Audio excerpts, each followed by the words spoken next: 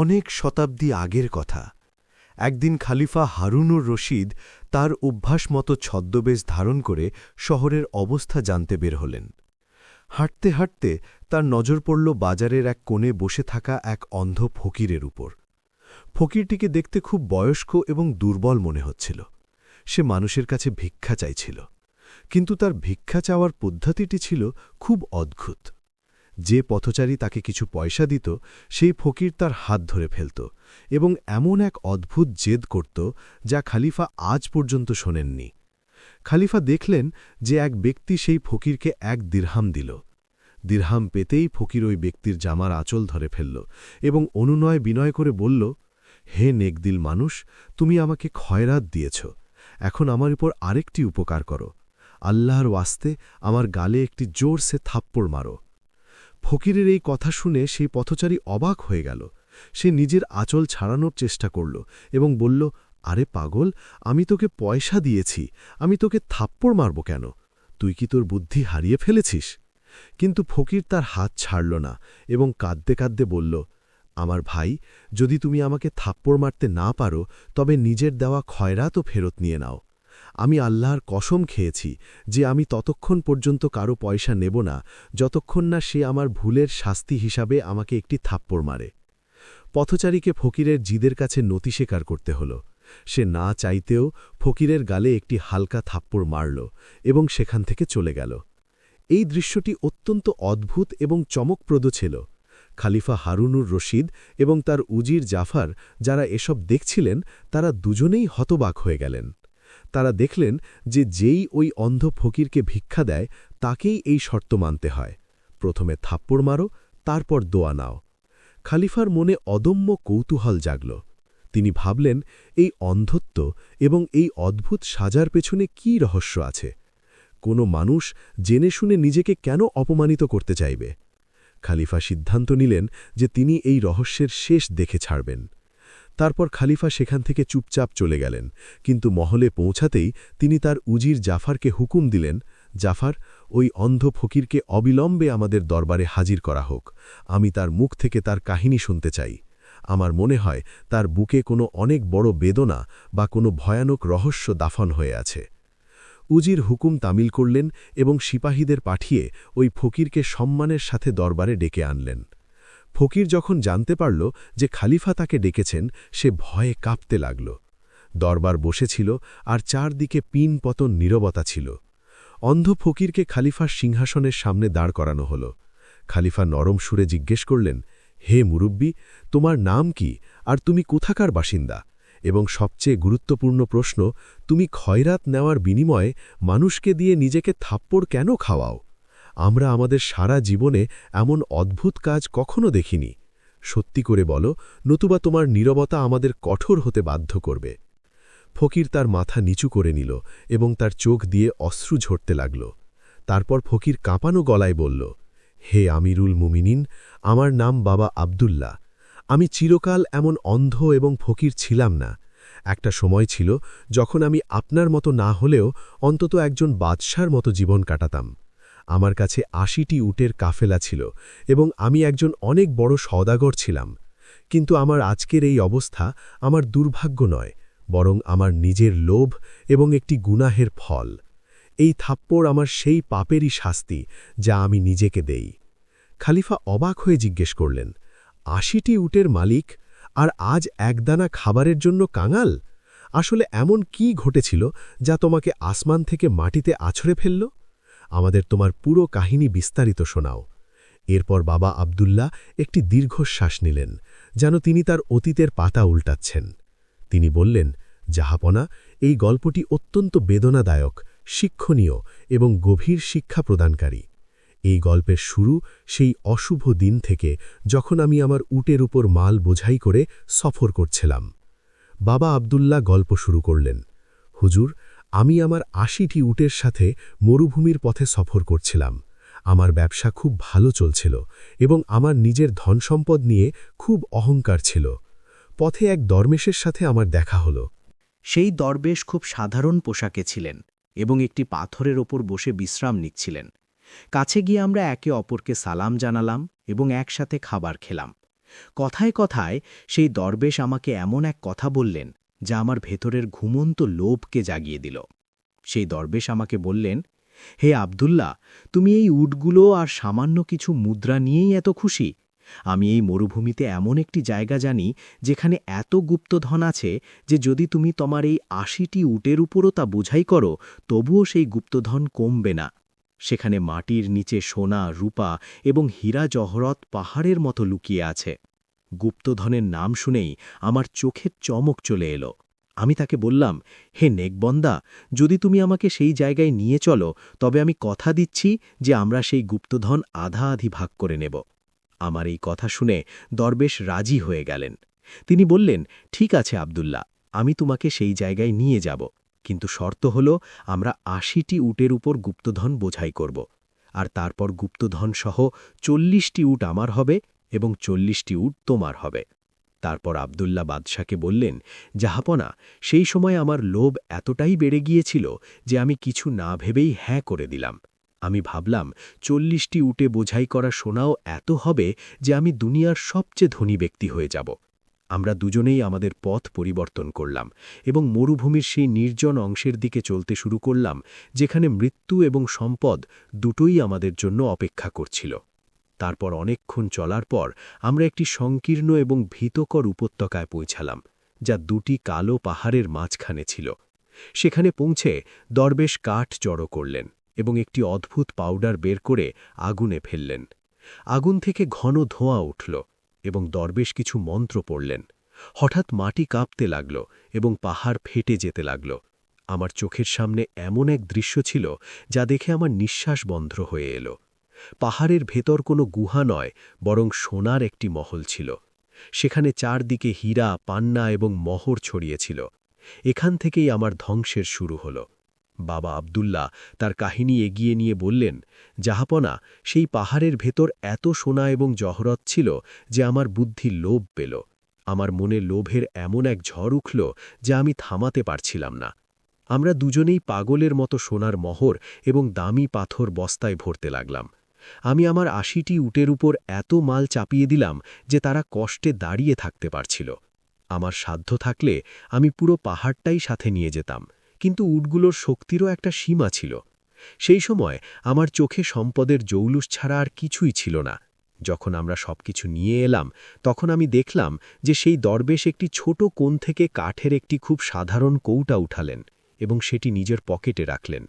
আমি খুব অবাক হলাম যে এত অমূল্য গুপ্তধন ছেড়ে তিনি এই সাধারণ কৌটা কেন উঠালেন, কিন্তু তখন আমার মনোযোগ শুধু সোনার দিকে ছিল, তাই আমি সেই বিষয়টি উপেক্ষা করলাম।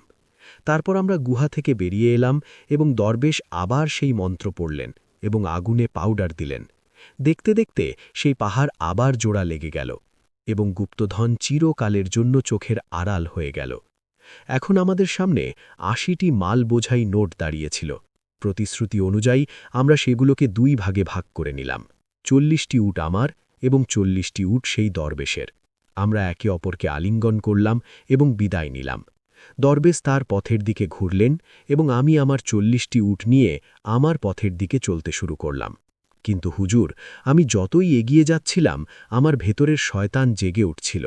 আমার মনে একটি চিন্তা এলো যে এই দরবেশ তো ফকির মানুষ, এর এত সম্পদের কি দরকার? এ তো জঙ্গলেও খুশি থাকতে পারে, কিন্তু আমি তো ব্যবসায়ী এবং আমারই এইসব জিনিসের মালিক হওয়া উচিত। শয়তান আমার কানে ক্রমাগত ফিসফিস করছিল। আমি ভাবতে লাগলাম যে ৪০টি উটে বোঝাই গুপ্তধন একটি ফকিরের কাছে বেকার চলে যাবে, সে এগুলো সামলাতেও পারবে না। যদি এই ৪০টি উটও আমি পেয়ে যাই, তবে আমি শুধু বাগদাবেরই নয়, বরং পুরো দুনিয়ার সবচেয়ে ধনী ব্যক্তি হয়ে যাব। লোভ আমার চোখের উপর পর্দা ফেলে দিল। আমি আমার উটগুলো সেখানেই রেখে সেই দরবেশের পেছনে দৌড়ালাম এবং ডাক দিলাম। দরবেশ আমাকে আসতে দেখে থেমে গেলেন। তিনি খুব নরমভাবে জিজ্ঞেস করলেন, কি হলো আব্দুল্লাহ? তুমি কি পথ ভুলে গেছ? তারপর আমি তার কাছে পৌঁছালাম এবং খুব চালাকি করে বললাম, হে নেক দরবেশ, আমি এখনই রাস্তায় ভাবলাম যে তুমি একজন খোদাভীরু মানুষ এবং দুনিয়াদারি থেকে দূরে থাকো। এই ৪০টি উট সামলানো তোমার সাধ্যের বাইরে। এই পশুগুলো খুব একগুয়ে হয়। তুমি এদের দেখাশোনা করতে করতে নিজের ইবাদত ভুলে যাবে। আমার পরামর্শ হলো, তুমি এদের মধ্যে ১০টি উট আমাকে ফেরত দিয়ে দাও এবং এই ৩০টি উট তোমার জন্য যথেষ্ট হবে। আমি জানতাম যে এই দাবি ভিত্তিহীন, কিন্তু আমার লোভ আমাকে বাধ্য করছিল। জাহাপনা, অবাক করার বিষয় ছিল যে দরবেশ আমার কথায় খারাপ মনে করলেন না। তিনি হাসতে হাসতে বললেন, তুমি ঠিকই বলেছ আব্দুল্লাহ, আমার কাছে সম্পদের চেয়ে আমার স্বাধীনতা এবং ইবাদত বেশি প্রিয়। যদি তোমার মনে হয় তুমি এগুলো ভালো সামলাতে পারবে, তবে নিয়ে যাও, 10টি উট নিজের কাফেলায় মিশিয়ে নাও। তিনি তৎক্ষণাৎ 10টি উট আমাকে দিয়ে দিলেন। আরও 10টি উট পেয়ে আমি খুব খুশি হলাম, কিন্তু আমার মনের তৃষ্ণা মিটল না। আমি ঘুরতেই শয়তান আবার বলল, দেখো, সে কত সহজ 10টি উট তোকে দিয়ে দিল, তার মানের কদর তার কাছে নেই। তারপর আমি আবার দরবেশের দিকে ঘুরলাম এবং দরবেশকে বললাম, হে আমার ভাই, আমার এখনও মনে হচ্ছে যে 30টি উঁটও তোমার জন্যে অনেক বেশি। তুমি একা মানুষ, মরুভূমিতে এত বড় বিপদ কেন ডেকে আনছ? তুমি আরও 10টি উঁট আমাকে দিয়ে দাও। দরবেশ আমার দিকে গভীর দৃষ্টিতে তাকালেন। হয়তো তিনি আমার ভেতরের বাড়তে থাকা লোভ আঁচ করতে পেরেছিলেন, কিন্তু তিনি উফ পর্যন্ত করলেন না এবং বললেন, নিয়ে যাও আব্দুল্লাহ, যদি এতে তুমি শান্তি পাও তবে এই 10টিও নিয়ে যাও। এখনের পরে আমার কাছে 60টি উট হয়ে গেল এবং তার কাছে মাত্র 20টি উট থাকল। তারপর আব্দুল্লাহ বাদশাকে বললেন, হুজুর, লোভ এমন একটি কুমা যার কোনো তল নেই। আমি বারবার তার কাছে উট চাইতে লাগলাম এবং তিনি প্রতিবার তার উদারতা দেখিয়ে আমাকে দিতে থাকলেন। অবশেষে পরিস্থিতি এমন হল যে আমি তার ভাগের সব 40টি উটই চেয়ে বসলাম। তিনি নিজের কাছে একটি উটও রাখলেন না এবং সব উট আমাকে দিয়ে দিলেন। এখন আমি পুরো 80টি উট এবং অঢেল গুপ্তধনের মালিক ছিলাম। আমার উচিত ছিল সেই দরবেশকে ধন্যবাদ জানানো এবং সেখান থেকে পালিয়ে যাওয়া, কিন্তু মানুষের স্বভাব দেখুন, আমার লোভ তখনও শেষ হয়নি। যখন দরবেশ খালি হাতে সেখান থেকে যেতে লাগলেন, তখন আমার নজর তার পকেটের ওপর পড়ল। আমার মনে পড়ল যে তিনি গুহা থেকে সেই ছোট কৌটাটি উঠিয়েছিলেন। আমার মনে সন্দেহ জাগল যে নিশ্চয়ই ওই কৌটাতে এমন কোনো দামি জিনিস আছে যা এই সব গুপ্তধনের চেয়েও দামি। তাই তো তিনি উট দিয়ে দিলেন, কিন্তু কৌটাটি নিজের কাছে রাখলেন। আমি তাকে আবার থামালাম এবং বললাম, হে দরবেশ, তুমি আমাকে সব উট দিয়ে দিয়েছ, তোমার নেকির তুলনা হয় না, কিন্তু এখন তুমি ওই খালি কৌটাটি দিয়ে কি করবে? ওটাও আমাকে দিয়ে দাও, যাতে তুমি একদম মুক্ত হয়ে যাও। এই কথা শুনে দরবেশ বলবেন, আব্দুল্লাহ, এবার থাম, আমি তোকে সব সম্পদ দিয়ে দিয়েছি, কিন্তু এই কৌটাটি চেয়েইস না, এটি তোর কোনো কাজের নয় এবং এতে একটি বিপদও লুকিয়ে আছে। কিন্তু আমি কি মানার পাত্র ছিলাম? আমি জিদ ধরলাম যে আমার ওই কৌটাটিও চাই। অবশেষে ত্যক্ত বিরক্ত হয়ে তিনি সেই কৌটাটি বের করে আমার হাতে রেখে দিলেন। আমি দ্রুত সেটি খুললাম। তার ভেতরে এক ধরনের সুরমা ছিল। আমি অবাক হয়ে জিজ্ঞেস করলাম, শুধুমাত্র সুরমা? এর জন্য তুমি এত ভান করলে? এতে কি বিশেষত্ব আছে? দরবেশ গম্ভীর হয়ে উত্তর দিলেন, হে আব্দুল্লাহ, এটি কোনো সাধারণ সুরমা নয়, এটি জিনদের সুরমা। যদি এটি মানুষের বাম চোখে লাগানো হয় তবে মানুষ মাটির নিচে লুকানো সব গুপ্তধন দেখতে পায়, কিন্তু যদি ভুলবশত ডান চোখে লাগিয়ে নেওয়া হয় তবে মানুষ চিরকালের জন্য অন্ধ হয়ে যায়। গুপ্তধনের কথা শুনেই আমি পাগল হয়ে গেলাম। আমি ভাবলাম যে যদি এই সুরমা লাগিয়ে নিই তবে আমি দুনিয়ার সব গুপ্তধন খুঁজে বের করতে পারব। এই 80টি উট তো তার সামনে কিছুই নয়। তারপর আমি দরবেশকে বললাম, হে নেক মানুষ, তুমি আমার হাতে এই সুরমা আমার বাম চোখে লাগিয়ে দাও, যাতে আমি এর কারিশমা দেখতে পাই। দরবেশ আমাকে অনেক বোঝালেন যে লোভের পরিণাম খারাপ হয়, যা পেয়েছ তাতেই খুশি থাকো, কিন্তু আমার চোখের উপর মৃত্যু এবং লোভের পর্দা পড়েছিল। আমি তার একটা কথাও শুনলাম না। বাধ্য হয়ে দরবেশ আমার বাম চোখে সুরমা লাগিয়ে দিলেন। হুজুর, সুরমা লাগাতেই আমার সামনে এক নতুন দুনিয়া খুলে গেল। আমি মরুভূমির বালির নিচে চাপা পড়া সোনার স্তূপ পরিষ্কার দেখতে পাচ্ছিলাম। এত হীরা জহরাত দেখে আমি খুশিতে নাচতে লাগলাম। তারপর বাবা আব্দুল্লাহ নিজের কথা চালিয়ে যেতে থাকলেন। হুজুর বাঁ চোখে সুরমা লাগাতেই দুনিয়ার সমস্ত লুকানো রহস্য আমার কাছে দৃশ্যমান হতে লাগল। আমি দেখতে পাচ্ছিলাম যে আমার পায়ের নিচে সোনার মদি বইছে, কিন্তু খোদার শকুর আদায় করার পরিবর্তে আমার লোভ পাগলামির সীমা ছাড়িয়ে গেল। আমার মাথায় এক শয়তানি চিন্তা এলো যে যদি এক চোখে সুরমা লাগালে এত গুপ্তধন দেখা যায়, তবে যদি আমি অন্য চোখেও এই সুরমা লাগিয়ে নিই তাহলে হয়তো আমি এই গুপ্তধনগুলো আয়ত্তে আনতে পারব এবং এগুলোর মালিক হয়ে যাব। আমি দরবেশকে বললাম, হে বন্ধু, তুমি আমার ডান চোখেও এই সুরমা লাগিয়ে দাও। এই কথা শুনে দরবেশ পিছিয়ে গেলেন এবং চিৎকার করে বললেন, আব্দুল্লাহ, খোদাকে ভয় কর। তুই কি ভুলে গেছিস আমি কি বলেছিলাম? যদি এই সুরমা ডান চোখে লাগে তবে তুই চিরকালের জন্য অন্ধ হয়ে যাবি। তোর দুনিয়ায় অন্ধকার ছাড়া আর কিছুই থাকবে না। কিন্তু আমার মনে হলো যে দরবেশ আমার সাথে মিথ্যা বলছে। আমার মনে হলো সে চায় না যে আমি পুরোপুরি গুপ্তধনের মালিক হই। সে নিশ্চয়ই আমার কাছ থেকে কিছু লুকোচ্ছে। দরবেশের নিষেধ করায় আমি রাগের সাথে বললাম, তুমি আমাকে হিংসে করছ, তুমি চাও না যে আমি পূর্ণ শক্তি পাই, আমার তোমার উপদেশের দরকার নেই, বাস আমার অন্য চোখে সুরমা লাগিয়ে দাও। দরবেশ আমাকে অনেক আটকালেন, কসম দিলেন, কিন্তু আমি তার একটা কথাও শুনলাম না। আমি বললাম, যদি তুমি না লাগাও তবে আমি জোর করব। অবশেষে দরবেশ হতাশ হয়ে বললেন, ঠিক আছে আব্দুল্লাহ, যদি তোর কপালে এটাই লেখা থাকে তবে আমি কি করতে পারি, নে, ভোগ কর নিজের কর্মফল। তারপর দরবেশ তার কাঁপানো হাতে সুরমা নিলেন এবং যেই আমার দান চোখে লাগালেন জাহাপনা, সেই মুহূর্তেই আমার সামনে গভীর অন্ধকার নেমে এলো। সেই গুপ্তধন, সেই মরুভূমি, সেই উট, সেই আলো, সব কিছু অদৃশ্য হয়ে গেল। মনে হলো যেন কেউ আমার চোখের আলো চিরকালের জন্য নিভিয়ে দিয়েছে। আমি চিৎকার করলাম, হে দরবেশ, এটা কি হলো? আমি তো অন্ধ হয়ে গেলাম, আমি কিছু দেখতে পাচ্ছি না। দরবেশ আফসোস ভরা গলায় বললেন, আমি তোকে সতর্ক করেছিলাম, কিন্তু তোর লোভ তোকে অন্ধ করে দিয়েছে। বাবা আব্দুল্লাহ বললেন, জাহাপনা, আমি মাটিতে পড়ে ছটফট করতে লাগলাম। আমি কাঁদতে কাঁদতে দরবেশের পা জড়িয়ে ধরলাম এবং মিনতি করতে লাগলাম, হে নেক মানুষ, আমাকে ক্ষমা করে দাও, আমি আমার সব কিছু তোমাকে দিচ্ছি। এই ৮০টি উরুট, এই সব সোনা, সব নিয়ে নাও, শুধু আমার চোখের আলো ফিরিয়ে দাও, আমি ভিক্ষা চাইছি। দরবেশ আমার হাত ছাড়ালেন এবং কঠোর স্বরে বললেন, আব্দুল্লাহ, এখন অনেক দেরি হয়ে গেছে। এই অন্ধত্ব তোর শরীরের নয়, তোর লোভের।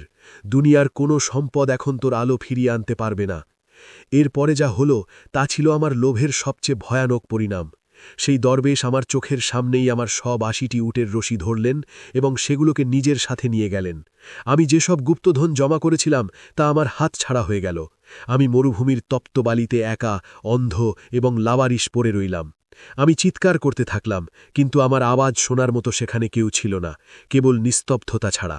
আমি বেশ কয়েকদিন ধরে সেই জনমানবহীন প্রান্তরে ঘুরতে থাকলাম। ক্ষুধা ও তৃষ্ণায় আমার প্রাণ যাওয়ার উপক্রম হয়েছিল। আমার প্রতি মুহূর্তে সেই দরবেশের কথা মনে পড়ত, যে যা পেয়েছ তাতেই খুশি থাকো। যদি আমি ৪০টি উটে সবর করতাম তবে আজ আমি বাদশাহ হতাম। যদি আমি ১০টি উটেও রাজি হয়ে যেতাম তবে ধনী হতাম। কিন্তু আমি সব কিছু চেয়েছিলাম, আর বিনিময়ে আমি কিছুই পেলাম না। আমার অবস্থা ধোপার কুকুরের মতো হয়ে গেল, না ঘরের না ঘাটের। ভাগ্যক্রমে একটি চলন্ত কাফেলা আমাকে দেখে ফেলল এবং আমাকে বাঁচিয়ে এখানে নিয়ে এলো। এখানে এসে আমি অনুভব করলাম যে এখন ভিক্ষা চাওয়া ছাড়া আমার আর কোনো উপায় নেই। কিন্তু আমার বিবেক আমাকে ধিক্কার দিল। আমি কসম খেলাম যে আমি যখনই কারো কাছ থেকে ভিক্ষা নেব তাকে অবশ্যই বলবো যেন সে আমাকে থাপ্পড় মারে, যাতে আমার প্রতি মুহূর্তে, প্রতি সময় মনে থাকে যে এই শাস্তি আমার নিজের হাতের কামাই। এই থাপ্পড় আমার গালে নয়, আমার লোভের উপর। কাহিনী শোনাতে শোনাতে বাবা আব্দুল্লার গলা ধরে এলো এবং সে দরবারে ফুপিয়ে কাঁদতে লাগল। সে হাত জোড় করে খলিফাকে বলল, ব্যাস, এটাই আমার কাহিনী। আমিরুল মুমিনিন, আমি এমন এক পোড়া কপাল সওদাগর যে নিজের হাতে নিজের কবর খুঁড়েছে। আমি মানুষের কাছে পয়সা নয়, বরং নিজের ভুলের শাস্তি চাই, যাতে আল্লাহ আমাকে পরকালে মাফ করে দেন। খলিফা হারুনুর রশিদ এই কাহিনী শুনে স্তব্ধ হয়ে গেলেন। দরবারে উপস্থিত প্রত্যেকের চোখ ভিজে গিয়েছিল। খলিফা দীর্ঘশ্বাস নিলেন এবং নরম গলায় বললেন, নিঃসন্দেহে লোভ সর্বনাশা। আব্দুল্লাহ, তোর কাহিনী হাজারো উপদেশের চেয়েও বড়। তুই অনেক বড় ভুল করেছিস, কিন্তু তোর অনুশোচনা খাঁটি, এবং তার মূল্য তুই তোর ২ চোখ দিয়ে চুকিয়েছিস। তারপর খলিফা ওয়াজির জাফরকে হুকুম দিলেন, জাফর বাবা, আব্দুল্লাহকে মহলের পেছনের অংশে একটি শান্ত কক্ষ বরাদ্দ করে দাও। তার সমস্ত প্রয়োজন, খাবার, পোশাক, ঔষধ শাহী খাজানা থেকে পূরণ করা হবে। আজ থেকে ইনি ভিক্ষা চাওয়ার অপমান থেকে মুক্ত। তারপর খলিফা নিজে বাবা আব্দুল্লার হাত ধরলেন এবং ফরমান দিলেন, হে মুরব্বী, এখন তুমি আর নিজেকে থাপ্পড় খাওয়াবে না। তুমি তোমার শাস্তির চেয়েও বেশি শাস্তি ভোগ করেছ। এখন বাকি জীবন তুমি আমাদের মহলে কাটাবে। যে মেহমান আসবে, যে সিপাহী আসবে, যে নওজোয়ান দরবারে শিক্ষা নিতে আসবে, তুমি তাকে তোমার এই সত্য কাহিনী শোনাবে, যাতে অন্য কোনো আব্দুল্লাহ লোভের এই গর্তে না পড়ে। তোমার মুখ থেকে বেরোনো প্রতিটি কথা বাগদাদের শিশু এবং বড়দের জন্য সবচেয়ে বড় শিক্ষা হবে। তখন থেকে বাবা আব্দুল্লাহ মহলের একটি ছোট এবং পরিষ্কার পরিচ্ছন্ন আঙিনায় থাকতেন। সকাল থেকে সন্ধ্যা পর্যন্ত মানুষ তার কাছে আসত। কোনো তরুণ সওদাগর, কোনো নতুন ধনী হওয়া ব্যক্তি, কোনো কৌতূহলী ছাত্র। তারা অন্ধ বৃদ্ধকে ঘিরে বসে থাকত এবং তিনি তার কাঁপানো কিন্তু সুরেলা গলায় সেই পুরনো কাহিনী শোনাতেন। আমার বাচ্চারা, আমি ৮০টি উটের মালিক হওয়া সত্ত্বেও সব কিছু চেয়েছিলাম এবং সব কিছু হারিয়েছি। আল্লাহ যা দিয়েছেন তাতেই শান্তি আছে। লোভের চোখ কখনো ভরে না, আর যে চোখ লোভে ভরে যায় একদিন তা আলো থেকে খালি হয়ে যায়। আর প্রতিবার গল্প শেষ হতেই পুরো আঙিনা নিস্তব্ধতায় ডুবে যেত। তারপর কোনো যুবক কাঁদতে কাঁদতে তার হাতে চুমু খেত এবং কসম খেত যে সে কখনো অন্যের হক মারবে না। এভাবেই বাবা আবদুল্লার অন্ধ চোখ তো ফিরে আসেনি, কিন্তু তার কাহিনী হাজার হাজার লাখ লাখ চোখ খুলে দিল। বাগদাদে যখনই কেউ লোভের কথা বলত, মানুষ হেসে বলত, চলো বাবা আবদুল্লার কাছে যাই, তিনি বলে দেবেন যে লোভের পরিণাম কি হয়। এই গল্প থেকে সবচেয়ে বড় যে শিক্ষাটি পাওয়া যায় তা হল মানুষের আসল শত্রু বাইরে নয়, তার নিজের মনের ভেতরে বসে থাকা লোভ। আবদুল্লার কাছে ৮০টি উট, সম্পদ, ব্যবসা সবকিছু ছিল, কিন্তু একটি গুপ্তধনের ঝলকানি তার বুদ্ধি কেড়ে নিয়েছিল। সে দরবেশের সততার সুযোগ নিয়েছিল, তার উট কেড়ে নিয়েছিল এবং তারপর ছোট্ট একটি কৌটার লোভে নিজের চোখ পর্যন্ত হারিয়ে বসল। গল্পটি আমাদের বলে যে মানুষ আরও একটুর ক্ষুধায় ভেসে যায়, সে খালি হাতেই থেকে যায়। নেকি, তাওয়াক্কুল বা ভরসা এবং কানায়াত বা সন্তুষ্টি মানুষকে উঁচুতে তোলে, যেখানে লোভ মানুষকে অন্ধ করে দেয়, কখনো মন থেকে, কখনো চোখ থেকে এবং কখনো ভাগ্য থেকে। শেষে জয় তারই হয় যে খোদার দেওয়া জিনিসগুলোর উপর শুকরিয়া আদায় করতে শিখে যায়। যদি আপনাদের আমাদের এই গল্পটি ভালো লেগে থাকে তাহলে ভিডিওটি লাইক করুন, শেয়ার করুন এবং কমেন্ট বক্সে আপনার মূল্যবান মতামত অবশ্যই জানান।